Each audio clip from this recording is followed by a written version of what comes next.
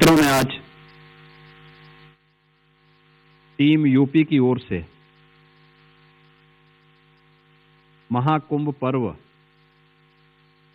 जो सनातन गर्व का प्रतीक है, इसके आयोजन के लिए आज जब मीडिया सेंटर का शुभारंभ हो रहा है, इस अवसर पर सबसे पहले आप सभी बंधुओं का हृदय से स्वागत करता हूं। मुझे प्रसन्नता है कि इतनी उत्सुकता से और इतनी देर से प्रतीक्षा के बावजूद आपके चेहरे पर प्रसन्नता है और एक सुकून जैसा एहसास मुझे दिखाई दे रहा है। मैं इसके लिए आप सबका हृदय से अभिनंदन करता हूं। मित्रों, 12 वर्ष के बाद महाकुंभ का आयोजन, और उसमें भी 144 वर्ष की वह शुभ मुहूर्त आए, तो वह सचमुच उस पूरी पीढ़ी के लिए जो प्रत्यक्ष या अप्रत्यक्ष रूप से उस आयोजन के साथ जुड़े हों, उन सब के लिए सौभाग्य का विषय भी है और गौरव का विषय भी है। और ये हम लोग अपना सौभाग्य मानते हैं कि सनातन गर्व के प्रतीक महाकुंभ पर्व को आयोजित करने का सौभाग्य डबल इंजन की भारतीय जनता पार्टी की सरकार को प्रयागराज की इस पावन धरा पर आयोजित करने का अवसर प्राप्त हो रहा है। जब हम कुंभ की बात करते हैं तो यजुर्वेद एक बात कहता है, यत्र विश्वम भवत एक नीडम, यानी जहां संपूर्ण विश्व एक घोंसले के रूप में एकत्र होता हुआ दिखाई देता है। दुनिया की एक अस्थायी सिटी, सबसे बड़ी सिटी, और वो आपने यहां पर प्रयागराज के अंदर पिछले 2-2.5 महीनों के अंदर बसती हुई देखी। अनुमान करिए कितना विस्तृत भूभाग है, कितना विस्तृत है। मैं अपराह्न में 2 बजे यहां पहुंच गया था और 2 बजे से 6:30 बजे तक अखाड़ों में अन्य 2-3 सेक्टर हैं, उनमें केवल एक औपचारिक संवाद के लिए मिलने के लिए गया था, व्यवस्था के बारे में जानकारी लेने के लिए गया था। मुझे 4.5 घंटे केवल 2 सेक्टर में लगे हैं और 25 सेक्टर में 10,000 एकड़ विस्तृत क्षेत्रफल में प्रयागराज का ये महाकुंभ का आयोजन होने जा रहा है, जिसमें पूरा देश और पूरी दुनिया का हर वह व्यक्ति जो सनातन धर्म के प्रति, भारत और भारतीयता के प्रति सम्मान और गौरव की अनुभूति करता है, वह इस आयोजन का साक्षी बनने जा रहा है। इस पूरे आयोजन के लिए केंद्र और राज्य सरकार ने अब तक जो व्यवस्थाएं की हैं, आपने देखा होगा कि आदरणीय प्रधानमंत्री जी 13 दिसंबर को यहां पर आकर के कुंभ आयोजन के साथ ही, कुंभ का आयोजन सनातन आस्था का प्रतीक है, भारत की आस्था का प्रतीक है। इस आयोजन को पूरी भव्य रूप से आयोजित करने के लिए डबल इंजन की सरकार ने जो इंफ्रास्ट्रक्चर प्रयागराज के लिए दिया, उन सब को उद्घाटन करने के लिए आदरणीय प्रधानमंत्री जी का मार्गदर्शन और उनका आशीर्वाद यहाँ प्राप्त हुआ था और एक प्रकार की औपचारिक शुरुआत उन्होंने उस दौरान की थी संगम नोच पर पूजा करके। ये सभी कार्य श्रद्धालुओं के लिए अब समर्पित है। उन कार्यक्रमों के साथ आपने देखा होगा कि कैसे आस्था के इस महासमागम को हम सिटी डेवलपमेंट प्लान के साथ भी जोड़ सकते हैं। प्रयागराज के अंदर 2019 के कुंभ के दौरान भी इंफ्रास्ट्रक्चर का कार्य पहली बार लोगों को देखने को अवसर प्राप्त हुआ होगा और जितना कार्य 2019 में हुआ उससे दोगुने से अधिक कार्य 2025 के महाकुंभ के पूर्व प्रयागराज सिटी के लिए भी और महाकुंभ का वह क्षेत्र जहां पर अस्थायी स्थिति बसी है उन सब जगहों पर भी कार्य व्यवस्थित रूप से आगे बढ़ते हुए दिखाई दिए। और आज महाकुंभ के बहाने प्रयागराज का भी कायाकल्प हुआ है और प्रयागराज कुंभ भी अपने दिव्य और भव्य रूप में आस्था और आधुनिकता का एक महासमागम बनकर के नए भारत का दर्शन कर रहा है। भारत 140 करोड़ जनता तकनीक के प्रति कितनी आग्रही है, ये इस डिजिटल महाकुंभ के माध्यम से इस बार आने वाले श्रद्धालुओं को इस सब कुछ देखने को प्राप्त होगा। इस दौरान आपने देखा होगा कि कैसे कुंभ क्षेत्र में एक एक चीज को व्यवस्थित करने में पूरी टीम ने कार्य किया है, क्योंकि कुंभ का जो महाकुंभ का जो क्षेत्रफल है ये पूरा क्षेत्र मां गंगा और यमुना के तट पर ही संपन्न होता है और आयोजन के लिए हम लोगों के पास दिसंबर तक का समय होता है। उससे पहले एक माह अधिक तक काफी बरसात थी, यानी जो बरसात 15 सितंबर तक पूरी हो चुकी होती वो 15 अक्टूबर तक निकली, यानी हमारे पास कुल 2.5 महीने का समय था। और इस दौरान पूरे क्षेत्रफल को, नदियों के तटों को व्यवस्थित करना,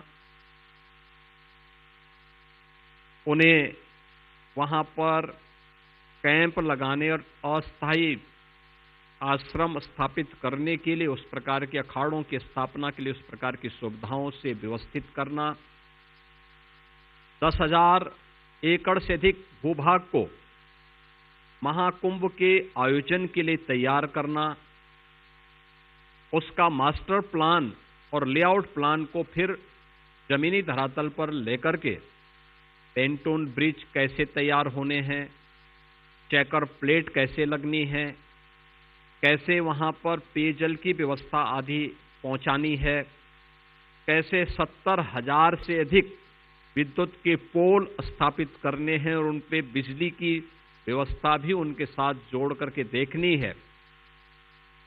एक एक कार्य को इन 2.5 महीनों के दौरान ये हमारी यहाँ की प्रयागराज मेला प्राधिकरण ने जो महाकुंभ के आयोजन के साथ इस पूरे आयोजन को यहाँ पर आयोजित कर रही है, उन्होंने एक एक कार्यक्रम को आगे बढ़ाना प्रारंभ किया और उसका परिणाम आज आपके सामने है। 30 के 30 पेंटून ब्रिज बनकर के तैयार हो गए, चेकर प्लेट 500 किलोमीटर से अधिक पूरी बिछाई जा चुकी है,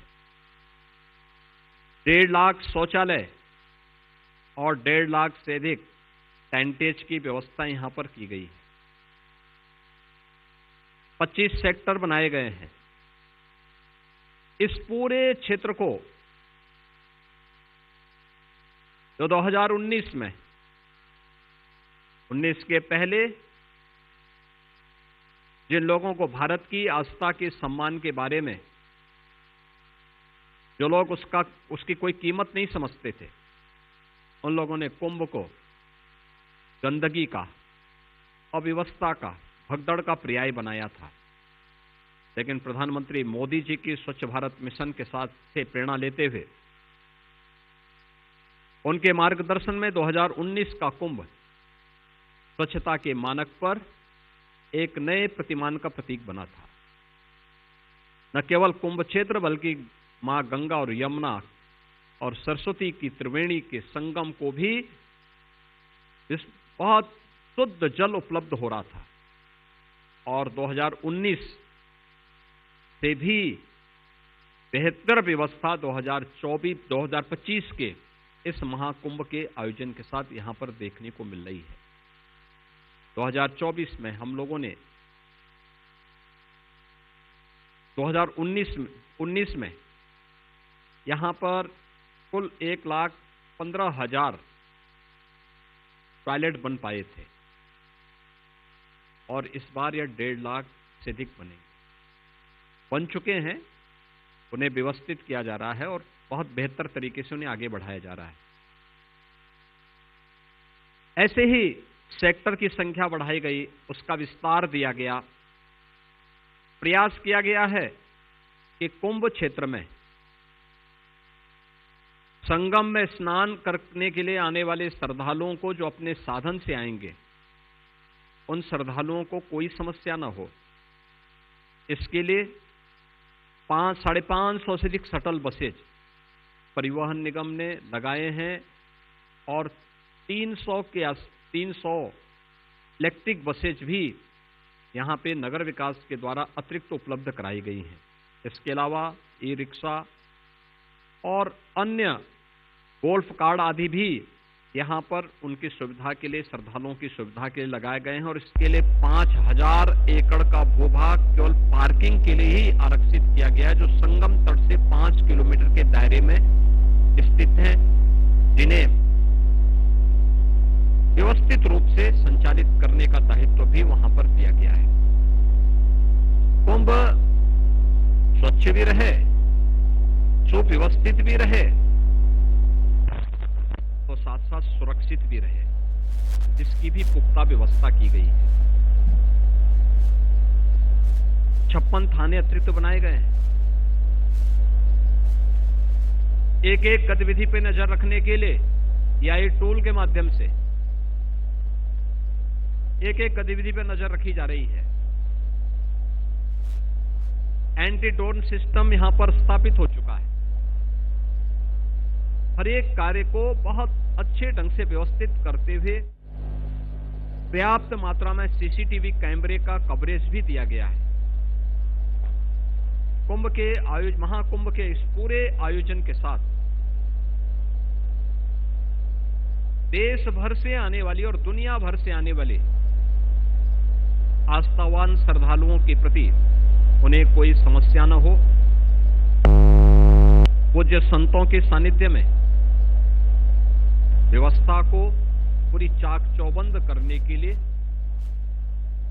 सरकार, स्थानीय प्रशासन, जनप्रतिनिधि और सभी जो भी सरकार से जुड़े हुए पक्ष हों या फिर स्थानीय स्तर पर विभिन्न संस्थाओं को जोड़ करके भी इसे व्यवस्थित रूप से आगे बढ़ाने का कार्य किया गया है और इसको आगे बढ़ाने के लिए पूरी सुविधाएं उपलब्ध करवाई गई हैं। 13 अखाड़ों ने अपने आश्रम स्थापित कर लिए हैं। 13 अखाड़े स्थापित हो चुके हैं। दंडीवारा, खाक चौक, ये सभी व्यवस्थित रूप से यहां पे संचालित हैं। आचार्यवाड़ा, ये भी पूरी तरीके से अपनी इनकी गतिविधियां संचालित हो चुकी हैं। प्रयागवाल अपनी व्यवस्था को पूरी व्यवस्थित रूप से आगे बढ़ा रहा है। इस दौरान 25 से 30 लाख कल्पवासी भी यहां पर अगले 1 महीने तक, यानी माघी पूर्णिमा तक वे लोग प्रयागराज में रहेंगे। वे भी यहां पर कल तक पर्याप्त मात्रा में कल्पवासी भी मेला क्षेत्र में प्रवेश कर जाएंगे। इस अस्थायी स्थिति में जो 6 प्रमुख तिथियां हैं महाकुंभ स्नान की, उनमें 13 जनवरी को पौष पूर्णिमा, 14 जनवरी को मकर संक्रांति, 29 जनवरी को मौनी अमावस्या, 3 फरवरी को वसंत पंचमी, माघी पूर्णिमा और 26 फरवरी को महाशिवरात्रि। ये 6 प्रमुख स्नान हैं, जिनमें 3 जो परंपरागत रूप से शाही स्नान थे, जिन्हें अमृत स्नान के रूप में संतों ने उसे मान्यता दी। ये 3 प्रमुख होंगे मकर संक्रांति का, मौनी अमावस्या का और बसंत पंचमी का। इन तीनों स्नानों में मौनी अमावस्या के दिन हमारा अनुमान है कि 8 से 10 करोड़ तक श्रद्धालु प्रयागराज में आएंगे। प्रयागराज में सारी व्यवस्थाएं उनके लिए की जा रही हैं। बसंत पंचमी में भी हम लोगों का अनुमान है कि 5 से 6 करोड़ तक श्रद्धालु प्रयागराज में स्नान करने के लिए आएंगे। मकर संक्रांति के अवसर पर भी भारी मात्रा में श्रद्धालु प्रयागराज में आने वाले हैं। रेलवे ने 3000 से अधिक स्पेशल ट्रेन इस अवसर पर प्रयागराज के लिए प्रारंभ की। यहां पर पहले से एयर कनेक्टिविटी के लिए 10 कनेक्टिविटी से जुड़ा हुआ था। 14 नई फ्लाइट प्रयागराज के लिए जोड़ी गई हैं। 8000 से अधिक परिवहन निगम की बसेस प्रदेश के अंदर श्रद्धालुओं को प्रयागराज में लाने के लिए लगाई गई हैं। 9 रेलवे स्टेशन है जहां पर रेलवे से आने वाले श्रद्धालुओं को या यहां से जाने वाले श्रद्धालुओं को सुविधा देने के लिए, वहां पर अगर रेलवे स्टेशन पर भीड़ है तो उनके लिए अलग से वेटिंग स्पेस भी दिया गया है, जहां पे 1 लाख प्रत्येक रेलवे स्टेशन पर 1 लाख श्रद्धालुओं को अलग से उस वेटिंग लॉज में रुकने की व्यवस्था रहेगी। मोबाइल टिकट काउंटर भी हर एक रेलवे स्टेशन और प्लेटफॉर्म पर श्रद्धालु जनों को उपलब्ध होंगे। डिजिटल डिस्प्ले बोर्ड के माध्यम से रेलवे स्टेशन हो, एयरपोर्ट हो या परिवहन निगम के बस स्टैंड, वहां पर प्रत्येक जगह के लिए कब कब कौन सी सेवा प्रारंभ हो रही है, ये सारी सुविधाएं वहां पर उपलब्ध करवाने की तैयारियां की गई हैं। और एयर कनेक्टिविटी के लिए भी यहां पर अतिरिक्त वायु सेवा के साथ प्रयागराज को यह सुविधा प्रदान की गई है। जहां श्रद्धालुओं की सुविधा हो, वहीं पहली बार प्रयागराज में आने वाले जो श्रद्धालु हैं, प्रयागराज की उनकी यात्रा अद्भुत हो, अलौकिक हो, उनके लिए अकल्पनीय हो जाए कि जिसकी कल्पना नहीं कर सकते थे, वह भी उनको देखने के लिए को मिले। और आने वाले समय में केवल महाकुंभ के दौरान नहीं, बल्कि पूरे वर्ष भर श्रद्धालु जन प्रयागराज, तो वैसे भी ये तीर्थराज है, तो तीर्थराज प्रयाग में श्रद्धालु आकर के उनका अनुभव कर सके। Akshay Vat corridor, Saraswati Koop corridor, Patalpuri corridor, बड़े हनुमान जी मंदिर का कॉरिडोर, महर्षि भारद्वाज कॉरिडोर, प्रभु राम और निषाद राज के मिलन का जो पावन भूमि है श्रृंगवेरपुर का कॉरिडोर के साथ ही यहां पर अन्य जो कॉरिडोर भी स्थापित किए गए हैं, जहां पे श्रद्धालुओं के लिए पूरी व्यवस्था की गई है। जिसके बारे में मान्यता है कि ब्रह्मा जी के यज्ञ स्थल, दशाश्वमेध घाट व मंदिर, नागवासुकी मंदिर या 12 माधव के मंदिरों की पुनरुद्धार, प्रयागराज में जो आने वाले श्रद्धालु होंगे उन सब की इस यात्रा को अविस्मरणीय बनाएंगे। प्रयागराज के बारे में एक मान्यता थी कि यहां पक्के घाट नहीं बन सकते, लेकिन इस बार पक्के घाट भी हैं और 12 किलोमीटर के एक विस्तृत भूभाग में श्रद्धालु जनों को, आने वाले श्रद्धालुओं को स्नान करने का एक अद्भुत अवसर भी प्राप्त होगा। आपने देखा होगा कि संगम तट पर पर्याप्त जल है, जल अविरल भी है, निर्मल भी है, और अविरल तभी होगा जब पर्याप्त होगा। तो वह सब कुछ वहां पर मौजूद है। एक विस्तृत क्षेत्रफल बनाया गया है। क्राउड मैनेजमेंट के लिए भी विशेषज्ञों के साथ मिलकर के मेला प्राधिकरण ने वे सारी सुविधाएं उपलब्ध करवाई हैं और इन सभी कार्यक्रमों को व्यवस्थित रूप से आगे बढ़ाने का कार्य यहां पर किया गया है। प्रधानमंत्री जी की एक प्रेरणा थी कि आस्था और आधुनिकता का एक अद्भुत महासमागम भी ये बने, और जिसका शुभारंभ 13 दिसंबर को आदरणीय प्रधानमंत्री जी ने किया है।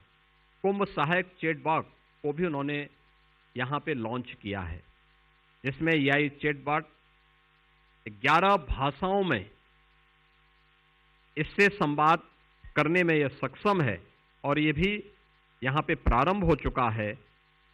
इसके अलावा महाकुंभ मेला 25 में एक ऐप लॉन्च किया गया है, जो गूगल के साथ भी इसमें एक MOU मेला प्राधिकरण ने यहां पर किया है, जो यहां के डिजिटल मैप पर पूरे मेला क्षेत्र को कोई भी श्रद्धालु आकर के देखना चाहता है, किसी सेक्टर में जाना चाहता है, किसी आश्रम में जाना चाहता है, तो उसे ये सुविधा यहां पर प्राप्त हो। मित्रों, आज इन सभी सुविधाओं को आपने देखा होगा, महसूस भी किया होगा, और इस दौरान आप करेंगे। 2019 में प्रयागराज कुंभ को आप लोगों ने आस्था के एक अद्भुत संगम के रूप में देश और दुनिया के सामने प्रस्तुत किया था। प्रयागराज सिटी एक नई पहचान और जिसकी वो हकदार थी। प्रयागराज जिस कार्य का हकदार था, उसको आपने बहुत व्यवस्थित रूप में, जो यहां की उपलब्धियां थीं, जो इसके लिए जिसके लिए वो हकदार था, उन सभी को आपने बहुत व्यवस्थित तरीके से प्रस्तुत करने का कार्य किया था। परिणाम था यूनेस्को को प्रधानमंत्री मोदी जी की प्रेरणा से और मोदी जी के प्रयास से प्रयागराज कुंभ को मानवता की अमूर्त सांस्कृतिक धरोहर के रूप में मान्यता प्राप्त हुई थी। और इस बार फिर प्रयागराज की सभी पॉजिटिव एनर्जी देश और दुनिया में जाए, विश्व मानवता के कल्याण का मार्ग यहां से प्रशस्त हो, इसके लिए यह मीडिया सेंटर आज आप सबकी सेवा में यहां पर समर्पित किया जा रहा है। इसमें खबरें फाइल करने या इंटरव्यू पॉडकास्ट की व्यवस्था, एडिटिंग हो, या फिर महाकुंभ से जुड़े हुए किसी संदर्भ ग्रंथ की आवश्यकता, ये सभी कुछ आपको एक प्लेटफॉर्म पर उपलब्ध हो सकती है और उसके लिए मीडिया सेंटर यहां पर स्थापित किया गया है। आपकी सेवा के लिए यहां पे सूचना विभाग ने यहां पर इसको समर्पित किया है। और इसीलिए मुझे आज के इस अवसर पर आप सबको ये बताते हुए कि कुंभ इस बार आस्था और आधुनिकता का एक महासमागम के साथ दुनिया के सबसे बड़े धार्मिक और आध्यात्मिक आयोजन के साथ जुड़ने जा रहा है। अब याद करिए, दुनिया की तीसरी बड़ी आबादी इस महाकुंभ का साक्षी बनेगी। 40 करोड़ से ऊपर श्रद्धालु प्रयागराज, आबादी 40 करोड़ से ऊपर है, तो प्रयागराज में होगा।